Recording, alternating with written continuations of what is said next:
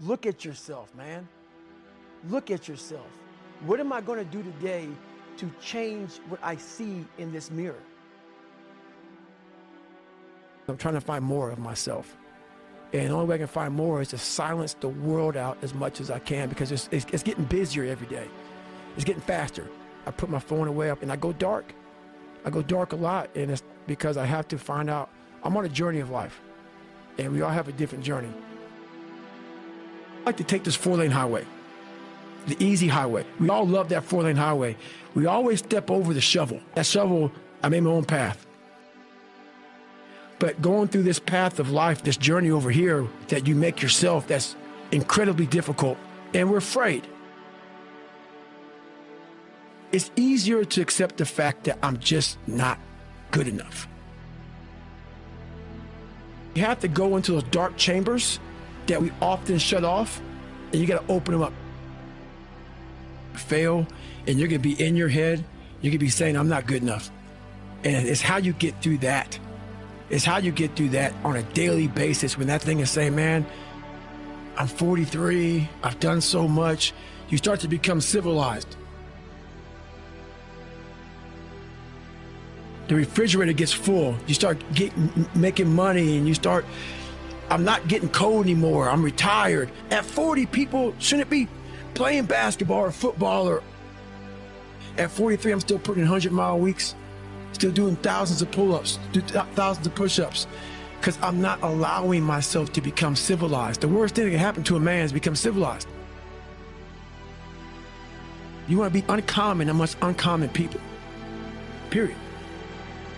You start putting yourself in situations that suck, you'll find yourself. I'm big on being with yourself. I want to be forever proud of who I was as a man and change who I used to be. The liar, the insecure guy, the guy who can, whatever. I want to be proud. If I die now, if I die at 8, if I die at 90, 100, I want to look at myself and say, I'm proud of myself. I believe in patience. I'm a patient dude. I can watch a piece of grass grow for 20 years. Because I know that it's just how you get somewhere in life. By being that monk-like mentality, being able to watch something grow very calmly, patiently. Well, I can't go any faster. We do that to our brain. We put a governor on our brain. The second we feel pain, discomfort, suffering, all those words that we hate to say because we're in this happy, peaceful world we live in now, we stop. We slow down. And if you can get through these different barriers and gain 5%, 2%, 3%, that 40% becomes 60. That 60% becomes 70, 80, and 90. And then you'll hopefully one day near 100. That dreamer mentality just would always fuel me. It would just fuel me, man, what if I can be a SEAL, man? Now I run 205 miles. What if I can go? What if I can go? And what if, how would that feel? You have to go into those dark chambers that we often shut off, and you got to open them up.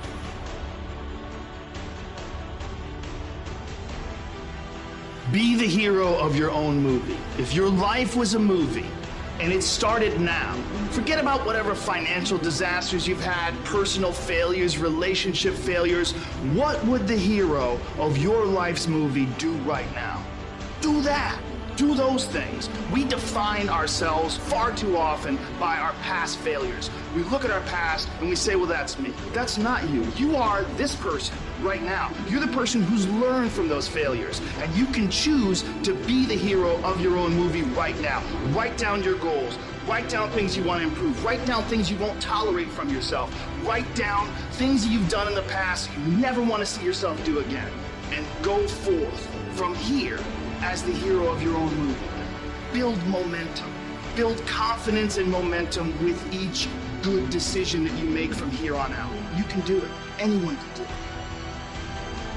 I found peace on the opposite end of finding myself. And no one really finds themselves without going through trials, tribulations, suffering, accountability. And accountability is suffering. Being accountable every day for doing right for yourself, for the people next to you, It's miserable. It's hard. So, even the smallest details.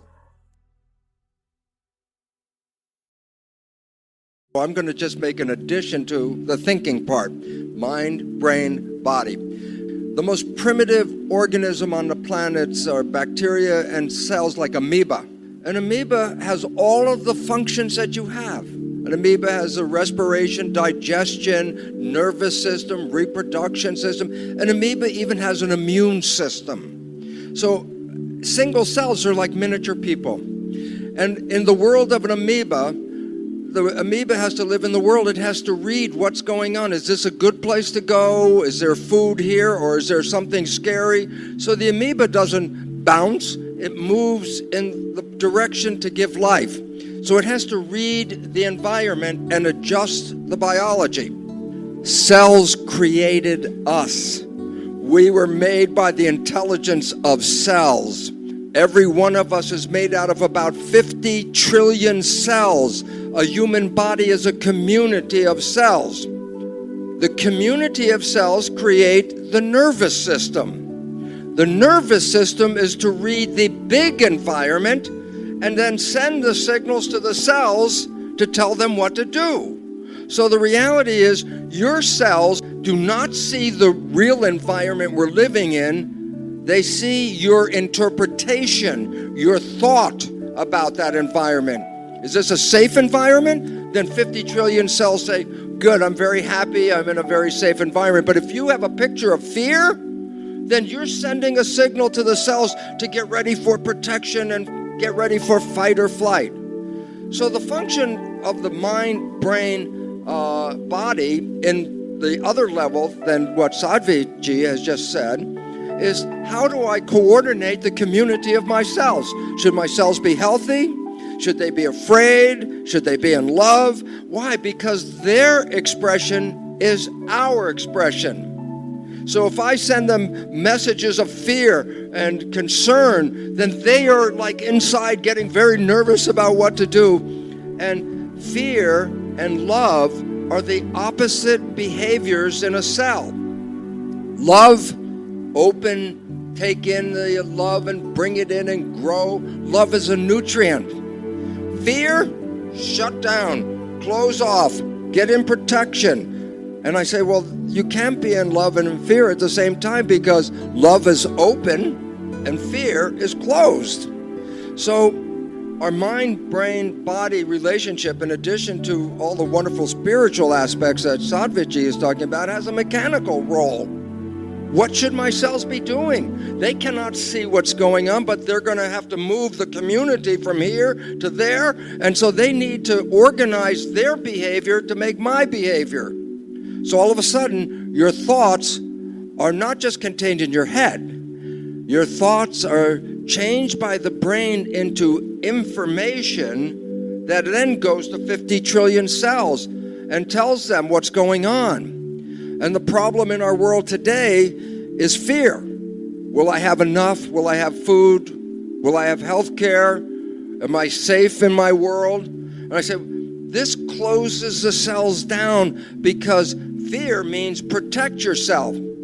But you cannot live in a closed world. You have to take in nutrients. You have to take in love. You have to take in these things. And so the biggest problem on the planet today, 90% of health issues are not because there's anything physically wrong. It's because the signals that we are sending to the cells are not supporting growth, happiness, and health. And all of a sudden it says, oh my goodness, then the mind and the brain are profoundly important, because they determine everything below your head, what's going to happen. And when you live in the world of watching the news, being on the internet, reading a paper, and everyone wants to tell you, be afraid, be afraid, be afraid.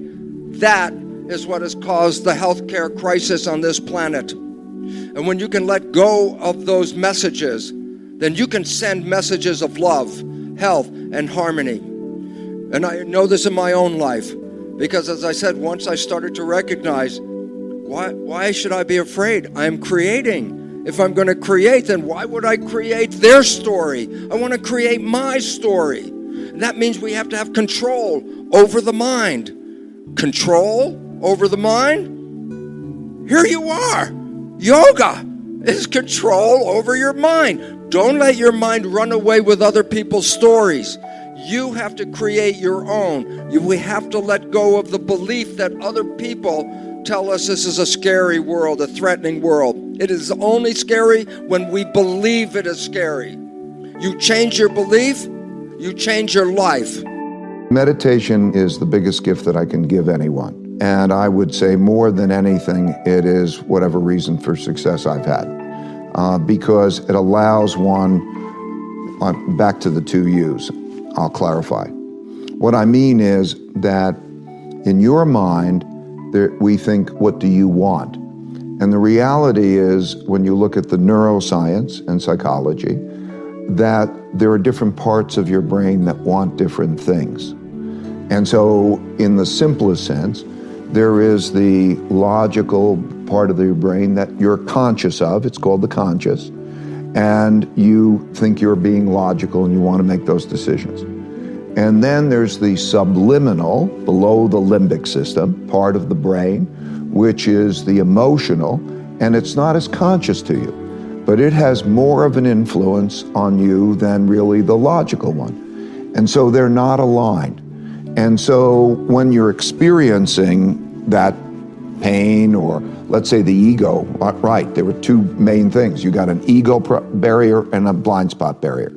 If you can get past your ego barrier and you get past your blind spot barrier, you can accomplish anything, because you'll also know that you don't have to do everything, you don't have to figure it out yourself. You can take in from other people the different ways to approach things in the best possible way. And so the realization that we all are really struggling with ourselves, and to think which is in control. Meditation helps to deal with the alignment of those 2 things.